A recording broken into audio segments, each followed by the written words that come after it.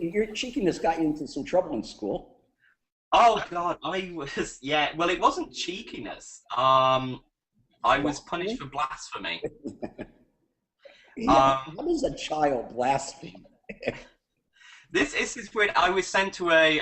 It wasn't a religious. It wasn't a capital R. You know, let's criticize evolution. It wasn't one of those sort of religious schools, but it was the nearest school to me, and it was the most convenient. So they sent me, and yeah, I did. Going completely off the thing. If you want to sort of talk about how prayer in school will help people. Yeah, you get daily prayer in school. You get people like me. Yeah, You don't want a world. I pray to pass this test. No, seriously. But no, I was putting. Yeah, we in our free writing classes. I just happened to write in dialogue. Oh God, what am I going to do now? I thought to myself.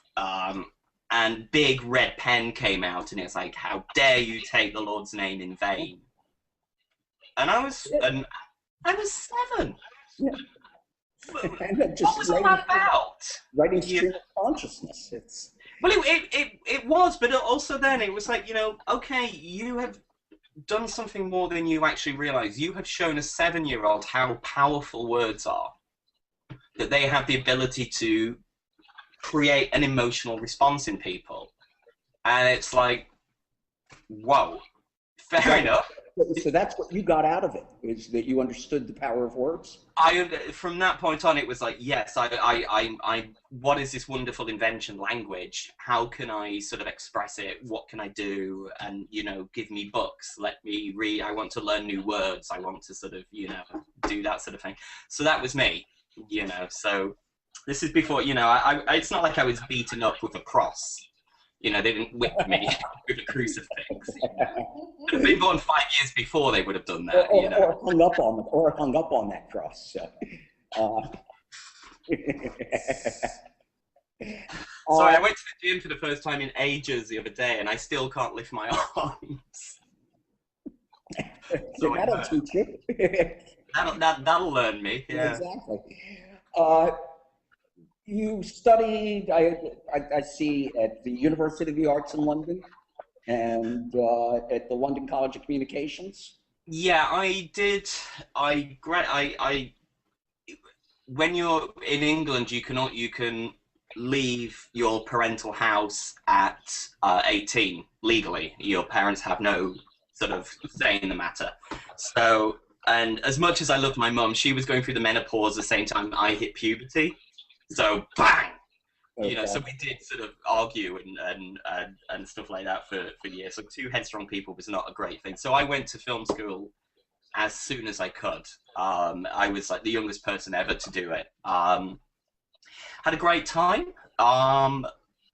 Learnt a lot of things. Learnt a lot of things not to do, and completely screwed it up. I got bad career advice, and I was in a bad crowd. So luckily, sort of education in England at the time, you could still get grants, so it's not like I had to spend 30,000 quid on an education. The government paid for it all. Thank you, government. But then I went to Philadelphia, and I left Philadelphia in 2005. My mother was dying at the time of cancer, and I came back to England, realised that I'd run away from London because when I left I was in a bad place. I'd come back in a better place, and so wanted to go back. And I'd always been interested in film, but I didn't want to become a writer-director because most directors I know can't write for toffee. But at the same time, I'm brave enough to admit that I can't direct for toffee. I get so impressed that people are actually saying my words. They could be going, and he talks like this, and it's like that, and I'd be going, yeah, that's great. You're saying my words. So I'm not a director, but I wish more people would admit that. It would help. There's a great bit of advice. You're not the best writer in the world that somebody else can't direct your stuff, and you're not the best director in the world that you can't direct somebody else's stuff. So that's me.